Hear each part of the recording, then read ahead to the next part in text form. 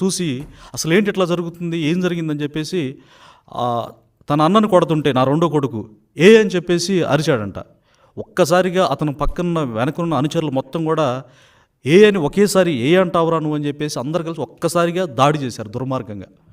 మొత్తం దాడి చేసి తన్నుతూ గుద్దుతూ ఆ రాడ్లతో కర్రలతో కొడతా ఉంటే ఒక్కసారి డిఫెండ్ చేసుకునే ప్రయత్నంలో ఇట్లా కుప్పగొలిపోయి కూర్చున్నాడంట. నా భార్య బోర్ను ఏడ్చుకుంటూ అయ్యా నా బిడ్డలను కొట్టొద్దని ఇట్లా అడ్డుపడి నా భార్య వాళ్ళని కప్పే ప్రయత్నం చేస్తే నా భార్యను కూడా కొట్టారు. తనకి గొంతు కింద గాయాలు కూడా అయ్యాయి. తీవ్రంగా కొట్టి నా పెద్ద కొడుకుని వెంటాడారు. వీధుల్లో బట్టి పరిగెత్తుతూ బాత్రూంలో తాక్కొని అక్కడ వాళ్ళందరూ ఎటో వెళ్ళిపోయిన తర్వాత మళ్ళా సేవ్ అయ్యి నిజంగా దేవుడు మేము బ్రతకాలని ఉంది కాబట్టి ఆ రోజు అట్లా సేవ్ చేశాడని తెలియదు సార్. అప్పుడు ఆ పారిపోయిన తర్వాత దాక్కుని వాళ్ళు వెళ్ళిపోయిన తర్వాత మళ్ళా అక్కడ కొడుతున్నప్పుడు రైట్ అవును సార్, కొడుతున్నప్పుడు అక్కడ కొంతమంది టీం ఉన్నారు సార్ అక్కడ బూత్ దగ్గర. అక్కడ టీము నా భార్య పిల్లలను కొడుతున్నప్పుడు నేను లైవ్లో చూడడానికి వీడియో వాళ్ళ అనుచరులే, వాళ్ళ ఫోనే. ఒక ఫోన్ ఏమో దేశిరెడ్డి నాసరెడ్డి అనేవాడిది, ఇంకో ఫోన్ ఎవరిదో నాకు పేరు తెలియదు. అక్కడి నుంచి ఫోన్ చేస్తూ కొట్టే విజువల్ నాకు చూశారు. ఒక్కసారిగా చూశాను సార్, వీడియో చూశాను, వీడియో కాల్లో వాళ్ళే నీ భార్య బిడ్డల్ని కొట్టడం వీడియోలో నీకు చూపించారు. చూశాను. ఎంత దారుణమయ్యా. చూసినప్పుడు ఇంకా అసలు నాకు అంత జరిగిన నేను చావుకు తెగించి నేను కూర్చున్నాను సార్. ఎందుకంటే స్వేచ్ఛ కావాలి అక్కడ. ఆ అరాచకం పోవాలని, ఒక మంచి జరగాలని కూర్చుంటే నా భార్య పిల్లలను చూసిన తర్వాత ప్రాణాలకు తెగించి కూర్చున్నావు పాపం. అవును సార్, గుండె పగిలిపోయి ఇంకా అసలు నేను చచ్చిపోతే బాగుండు, వాళ్ళు ఏ పాపం ఇరుకుని వాళ్ళు ఇట్లా చేస్తున్నారేంటని నాకేం అర్థం కాక ఇంకా గుండె పగిలి నిశ్చేష్ణ అయిపోయి ఇక ఏదైతే అదైందని చెప్పేసి అక్కడ నేను భావోద్వేగంతో కేకలేసాను. ఎందుకు ఇట్లా చేస్తున్నారు, ఏం చేస్తున్నారు అని చెప్పేసి నేను అక్కడ చాలా బోర్న ఒక రకంగా ఇంకా అది భాషతో నాకు ఏ భాష రాస్తారు అంత ఆ బాధను వర్ణించడానికి. అంత జరిగింది సార్. అక్కడ ఆ దాడి చేసిన తర్వాత మళ్ళీ వచ్చారు నా దగ్గరికి.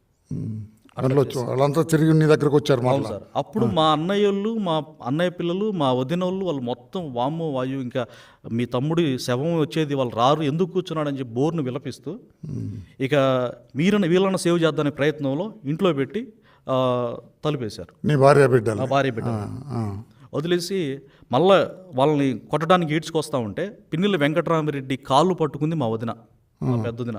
కాళ్ళు పట్టుకుంది. అయ్యా ఏం చేశారు, పిల్లలు ఏం చేశారయ్యా, మా మరిది కూర్చుంటే కూర్చున్నారు, ఆయన మీద ఏమైనా చేసుకోండి, పసిబిడ్డలు ఏం చేశారా అని చెప్పేసి కాళ్ళు పట్టుకుంటే ఆమెను కూడా లాగిపడేశారు. అయ్యో, ఇంత భయానికి నా జీవితంలో నేను ఎప్పుడు చూడలేదు సార్. ఏ గ్రామంలో, భారతదేశంలో చదువుకుని ఏ పుస్తకాలు చదవలేదు, ఏ సినిమాలో చూడలేదు. విక్రమార్కుడు అనే సినిమా చూసాం. ఆ సినిమాలో చంబల్లోయ అనేది చాలా భయానకంగా ఉంటుంది. 1000 గ్రామాలు చంబల్లోయ కలిస్తే మా కండ్లకుంట గ్రామం. ఈ కంప్యూటర్ యుగంలో 2024 ఏంటంటే 1000 చంబల్లోయ గ్రామాలు కలిస్తే మా కండ్లకుంట గ్రామం అంత భయంకరంగా ఉందా? అంత భయంకరంగా ఉంటుంది సార్. అది బయటికి రాకుండా దాన్ని అట్లా హైడ్ చేసేసి వాళ్ళు పాలన కొనసాగిస్తూ ఉన్నారు. అక్కడ పోలీసులు లేరా మాణిక్యాలరావు? అక్కడ పోలీసులు ఉన్నారు సార్. పోలీసులు ఉండి ఎవరున్నారు పోలీసులు? అక్కడ సెంట్రల్ బిఎస్ఎఫ్ పోలీసులు, సిఆర్పిఎఫ్ ఉన్నారు సార్. చాలా లిటిల్ బిట్ తక్కువ, అంత సమస్యాత్మకమైన. అక్కడ పై అధికారి ఎవరు లేరా? డిఎస్పీ గారు ఒకరు ఉన్నారు సార్. ఎవరు? ట్రైనీ డిఎస్పీ, ఆయన పేరు జగదీష్ గారు. జగదీష్ అనే ట్రైనీ డిఎస్పీ ఉన్నారు. ఆయన ఏం చేయాలి, నీ రెస్క్యూకి నిన్ను కాపాడలేదా? ఇప్పుడు వెపన్, ఆయన దగ్గర వెపన్ కూడా ఏం లేదు సార్. సార్ ఇంత భయానకంగా చూడండి మీరు ఒకసారి ఎట్లా ఉందో. నన్ను చంపేస్తున్నారండి సార్, నన్ను మాత్రమే కాదు నా భార్య పిల్లలు కూడా చంపేస్తున్నారు సార్. ఇప్పుడే నాకు వీడియో కాల్ కూడా చూపించారు. Please help me, please save me, please save my family అని చెప్పేసి ఆయన వేడుకోవడం జరిగింది సార్. ఆయన ఏమంటారంటే ఫస్ట్ అంతగా స్పందించలేదు. 6 వరకు మేము ఉంటాం, నీకేం కాకుండా మేము చూసుకుంటాం. 6 చాలా కూల్గా చెప్పారు. సార్ మీరు అట్లా చెప్పకండి, చాలా థ్రెడల్లో ఉంది నా ప్రాణం.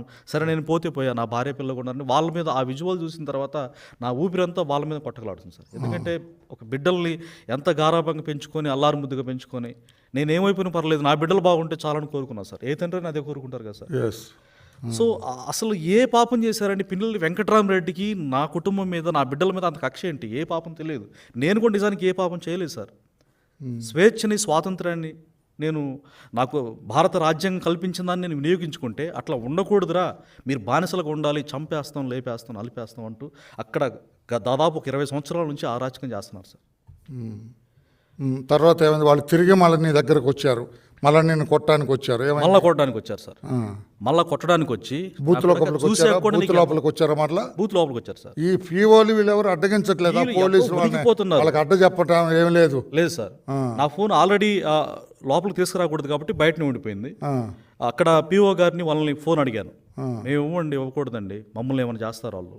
వాళ్ళకి భయపడ్డారు వీళ్ళు కూడా, అవును సార్, అధికారులంతా వాళ్ళకి భయపడ్డారు. అవును సార్. వెబ్ కాస్టింగ్ ఉంది, పవర్ లేదు, మీరు రెస్పాన్సిబిలిటీ అధికారులు కదా, మరి ఇక్కడ పవర్ ఇక్కడ నేను వెబ్ కాస్టింగ్ దగ్గరైనా నా బాధ చెప్పుకోవాలి అని చెప్పేసి అడిగితే వస్తుందండి మేమేం చేస్తామని భయంతో వాళ్ళని ఆపలేదు వెంకటరామరెడ్డి గారు, పోండి బయటకని అనలేదు. అసలు ఆపలేదు సార్. వాళ్ళు భయంతో ఇంకా అంతే కుర్చీలు నిశ్చేష్టులే కూర్చున్నారు. నిశ్చేష్లే కూర్చున్నారు సార్.